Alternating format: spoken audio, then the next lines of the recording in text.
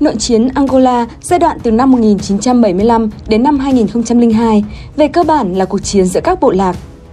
Tất cả bắt đầu từ tháng 12 năm 1956, khi phần lớn các bộ lạc ven biển người Ambundu là người châu Phi thuần túy sống trong cảnh nghèo khổ dưới sự bóc lột của Bồ Đào Nha. Điều này khiến họ muốn từ bỏ chủ nghĩa tư bản của Bồ Đào Nha và chuyển sang chủ nghĩa xã hội, một chế độ không phân biệt chủng tộc, giới tính và giàu nghèo. Họ thành lập phong trào nhân dân giải phóng Angola, viết tắt là MPLA, dưới sự lãnh đạo của Agostinho Neto, với tư cách là một nhánh của Đảng Cộng sản Angola và nhận được sự ủng hộ của các nước xã hội chủ nghĩa ở châu Phi, Cuba cùng Liên Xô. Với những chính sách đồng hóa của chế độ thực dân Bồ Đào Nha, đã sinh ra một tầng lớp đặc quyền, tức những người mang hai dòng máu. Hầu hết trong số họ là người Ba Congo. Nhóm này tuy dân số ít, nhưng các chính sách phân biệt chủng tộc của chế độ thực dân đã giúp họ được hưởng nền giáo dục tiên tiến và có nhiều quyền lợi hơn. Năm 1962, họ đã thành lập Mặt trận Giải phóng Quốc gia Angola, viết tắt là FNLA, với João Roberto là thủ lĩnh.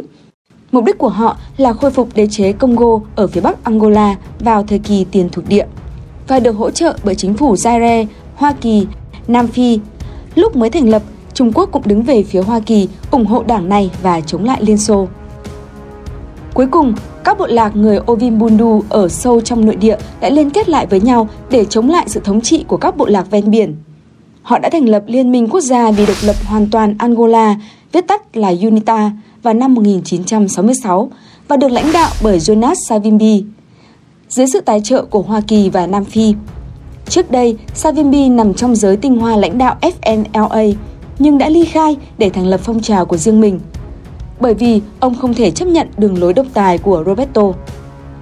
Đây chính là ba đảng phái đại diện cho ba sắc tộc lớn nhất ở Angola mà 5 phút thôi có nói ở video trước. Dù có những nỗ lực nhằm thiết lập một chính phủ đoàn kết giữa các đảng phái, nhưng các thỏa thuận chia sẻ quyền lực giữa ba nhóm nổi dậy đã sụp đổ. Điều này càng trở nên trầm trọng hơn khi người Bồ Đào Nha rút quân vào năm 1975 sau cách mạng Hoa Cẩm Chướng, khiến chế độ độc tài của Thủ tướng Bồ Đào Nha là Salazar bị lật đổ. Cũng như nhiều quốc gia hậu thuộc địa khác, Angola bị bỏ lại với những khó khăn cả về kinh tế và xã hội. Bồ Đào Nha từ chối công nhận nền hòa bình, không chuyển giao quyền lực cho bất kỳ bên nào và không giám sát các cuộc bầu cử sau đó. Lúc này, các cuộc nổi dậy chống chế độ thực dân đã chấm dứt và chuyển qua một cuộc chiến mới. Đó là cuộc chiến tranh giành quyền lực tại Angola. Nó chính thức nổ ra vào ngày 1 tháng 8 năm 1975. UNITA chính thức tuyên chiến với MPLA. Lời nguyền tài nguyên.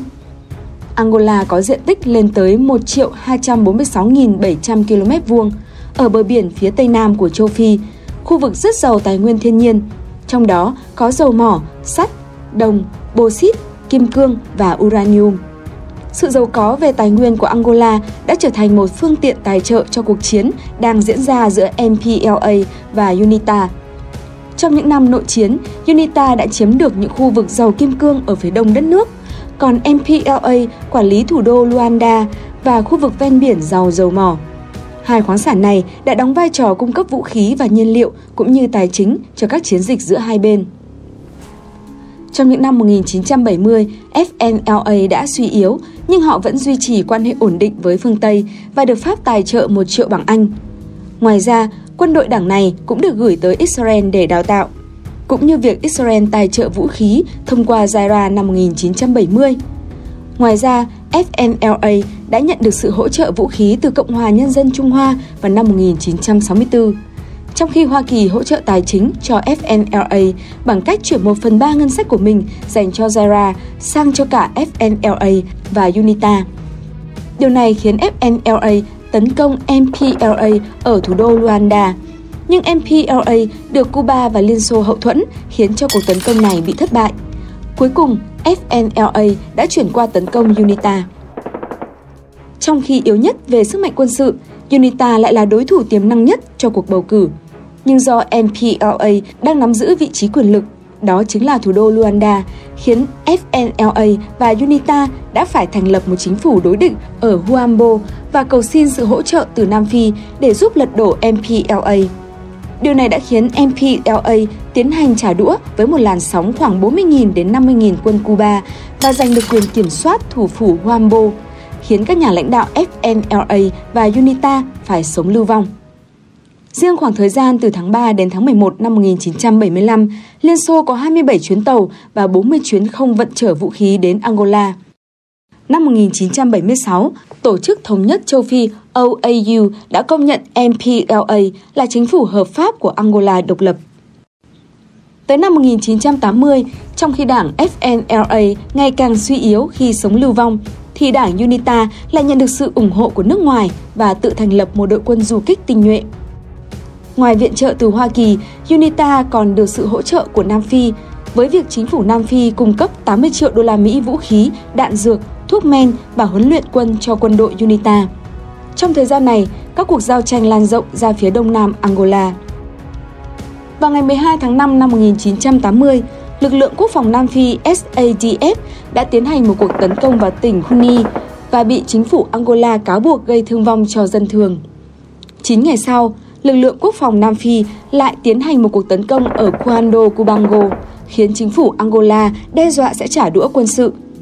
Không quan tâm đến những cảnh báo này, lực lượng quốc phòng Nam Phi đã tiến hành một cuộc tấn công toàn diện vào Angola thông qua Cuni và Cuando Cubango vào ngày 7 tháng 6 và xóa sổ sở chỉ huy của đảng SWAPO Namibia. Hành động của Nam Phi đã bị Hội đồng Bảo an Liên Hợp Quốc và Zara lên án. Tới ngày 31 tháng 10, quân đội Angola đã vượt biên giới vào Namibia. Ngày hôm sau, chính phủ Angola đã ký một hiệp ước không xâm lược với Zambia và Zaire. Cùng với đó, Cuba tăng lực lượng đồn trú từ 35.000 người năm 1982 lên 40.000 người năm 1985. Những năm 1980, tuy có rất ít thông tin về thương vong đối với dân thường trong thời gian này, nhiều tài liệu cho rằng cuộc xung đột chủ yếu diễn ra giữa các lực lượng vũ trang và họ cũng nỗ lực di tản dân thường ra khỏi khu vực xung đột. Nhưng các cuộc giao tranh trên quy mô lớn, cho nên những thương vong của dân thường sẽ là rất lớn. Trong thời gian này, chiến tranh Angola cũng nổi lên như một địa điểm chính của chiến tranh ủy nhiệm, tương tự như chiến tranh Việt Nam và Triều Tiên, với sự tham gia của nhiều quốc gia láng giềng và quốc tế. Ngày 24 tháng 12 năm 1982, dưới sự hỗ trợ từ Nam Phi, UNITA đã tổ chức tấn công vào vùng ngoại ô Huambo, đánh dấu sự khởi đầu của một cuộc chiến tranh du kích. Sự thành công của chiến dịch này khiến Cuba phải tổ chức các cuộc không kích và sử dụng vũ khí hạng nặng để kháng cự. Năm 1984, UNITA đã phát động thêm 2 cuộc tấn công. Đồng thời, nghĩa quân ở Cabinda cũng phát động khởi nghĩa vũ trang. Trong giai đoạn 1985 đến 1987, chiến tranh đã leo thang đáng kể và làm thay đổi năng lực của các nhóm vũ trang khi sự hỗ trợ quân sự từ quốc tế tăng lên. Trong vòng 10 năm diễn ra nội chiến, Liên Xô đã chuyển giao số vũ khí cho chính phủ Angola có giá trị lên tới 4,5 tỷ đô la Mỹ thời đó, vào khoảng 30,5 tỷ đô la Mỹ thời giá 2021. Còn UNITA được Hoa Kỳ chuyển giao tên lửa đất đối không Stinger như một phần của khoản viện trợ 25 triệu đô la Mỹ mà UNITA nhận được từ chính phủ Hoa Kỳ. Từ tháng 1 đến tháng 3 năm 1988 đã diễn ra một trận chiến được ghi nhận là lớn thứ 2 ở châu Phi kể từ Thế chiến thứ 2.